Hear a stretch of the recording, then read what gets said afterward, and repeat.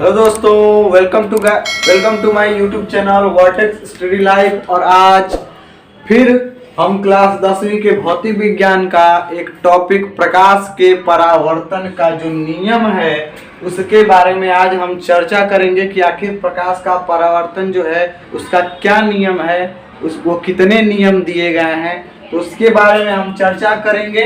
और उसके बारे में चर्चा करने से पहले हम कुछ जान लेते हैं कि आपतित किरण क्या होती है, परावर्तित किरण क्या होती है, चिकनी सतह, अभिलंब, आपतन बिंदु, आपतन कोण और परावर्तन कोण क्या होता है। अगर इन चीजों को हम अच्छी तरीके से जान लें तो परावर्तन का जो नियम है वह अच्छे तरीके से आप समझ सकते हैं। तो चलिए बताते हैं कि आपतित किरण क्या है।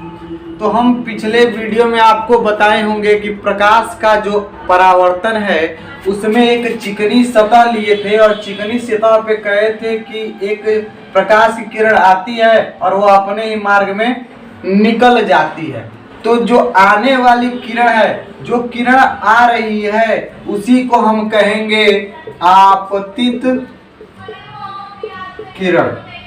ठीक है दोस्तों, जो किरण आ रही है हमारी वो है आपतित किरण। तो हम कहेंगे यहाँ पे ए बी जो होगी हमारी वो क्या होगी, ए बी जो हमारी होगी वो क्या होगी, आपतित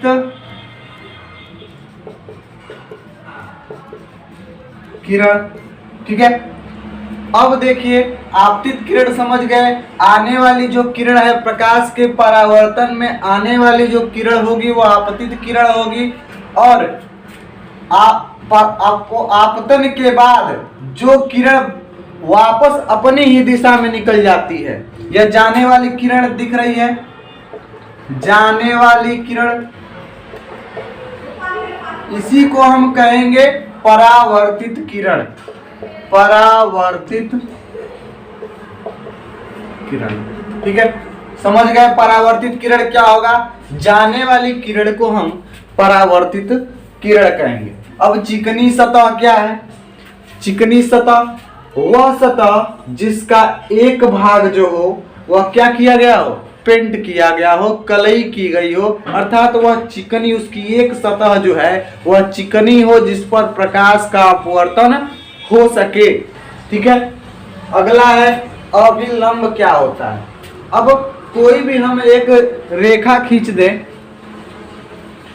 कोई भी हम एक रेखा खींच दें और उस पे 90 डिग्री का कोण बना दें, तो जो यह रेखा होगी वो क्या होगी, इसकी अभिलंब होगी, यानी लंबवत है। तो वही चीज किया गया है कि मान लेते हैं कि यह M1 M2 जो है वह एक रेखा है और इस पे यह 90 डिग्री का कोण बनाते हुए हम यनबी रेखा खींच रहे हैं। तो हमारी यनबी जो रेखा हो जाएगी वह हमारी क्या होगी, अभिलंब हो जाएगी। ठीक है, अभिलंब हो जाएगी। अब देखिए तीन चीज हम जान गए, आपतित किरण, परावर्तित किरण और अभिलंब। ठीक है, आपतित किरण, परावर्तित किरण, अभिलंब हम जान गए। अब आपतन बिंदु क्या होता है। आपतन बिंदु, जिस बिंदु पर प्रकाश का परावर्तन होता हो, जिस बिंदु P पर हमारा प्रकाश का, यहाँ बिंदु P पर प्रकाश पड़ा और यहाँ से फिर प्रकाश हमारा कहाँ चला गया, वापस चला गया। तो यह जो बिंदु B होगा वह हमारा आपतन बिंदु होगा। बिंदु B को हम बोलेंगे आपतन बिंदु। ठीक है, जो बिंदु B हमारा होगा वह आपतन बिंदु होगा। अब आपतन कोण, आपतन कोण भी समझ लीजिए दोस्तों। आपतन कोण किसे कहते हैं, अभिलंब और आपतित किरण, अभिलंब और आपतित किरण।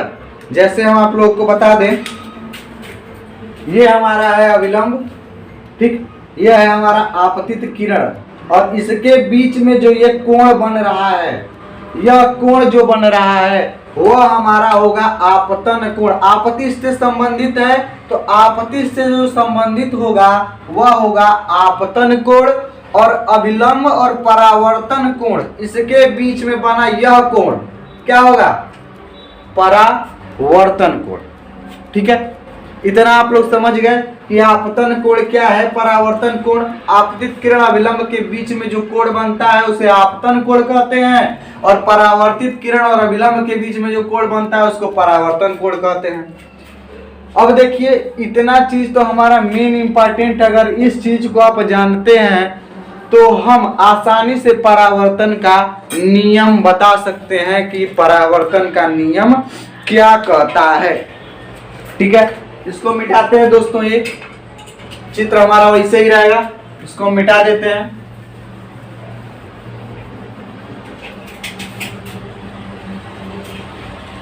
देखिए परावर्तन का जो हमारा नियम है वह दो नियम है, दो नियम परावर्तन का नियम, यह दो नियम देता है। पहला नियम क्या है?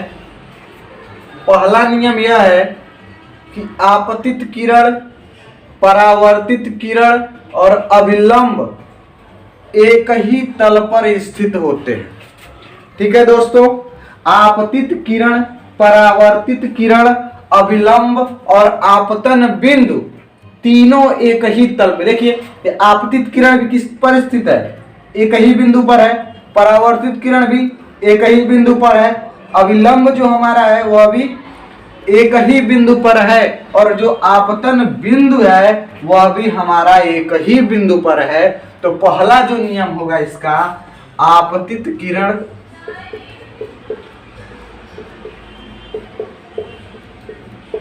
परावर्तित किरण,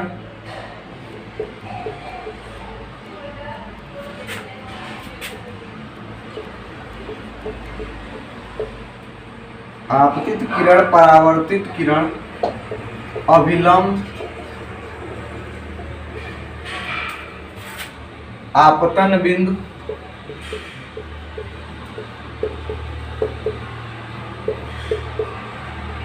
एक ही तल पर स्थित होते हैं। समझ में आया क्या कहा गया है इसमें? आपतित किरण, परावर्तित किरण और अभिलंब हमारा जो होगा एक ही तल पर स्थित होगा।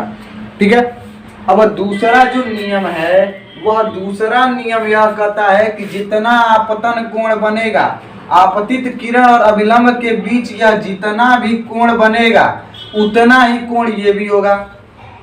ठीक है, जितना कोण यह बनाएगा, अगर यह 60 डिग्री का है तो यह भी कितने डिग्री का होगा? 60 डिग्री का। अगर यह 90 डिग्री का है तो ये भी कितने डिग्री का होगा? 90। वैसे 90 डिग्री का नहीं होगा, लेकिन एग्जाम्पल के लिए हमारा अगर 40 डिग्री का है तो ये भी 40 डिग्री का होगा। कहने का मतलब यह है कि आपतन कोण और परावर्तन कोण बराबर होंगे। यह दो नियम हमको मिलते हैं प्रकाश के परावर्तन में कि आपतित किरण, परावर्तित किरण, अभिलंब, आपतन बिंदु, यहाँ पे और छूट गया है, और आपतन बिंदु एक ही तल पर स्थित होंगे। आपको चित्र में हमने बता दिया कि आपतित किरण, परावर्तित किरण और अभिलंब हमारा जो है एक ही बिंदु पर स्थित है, एक ही तल है, यह चिकनी तल है हमारा दर्पण। ठीक है, अब आपतन कोण और परावर्तन कोण बराबर होंगे। यह दो नियम है, आप लोगों को समझ में आया होगा। अगर समझ में आया है, वीडियो अच्छी लगी है तो लाइक करिए, सब्सक्राइब कर लीजिए, क्योंकि यहाँ पे इस तरह के इजी वे में समझाने का प्रयास हम करते हैं। और आप लोगों को अच्छी लगेगी वीडियो तो लाइक कर दीजिएगा और सब्सक्राइब कर लीजिए। धन्यवाद।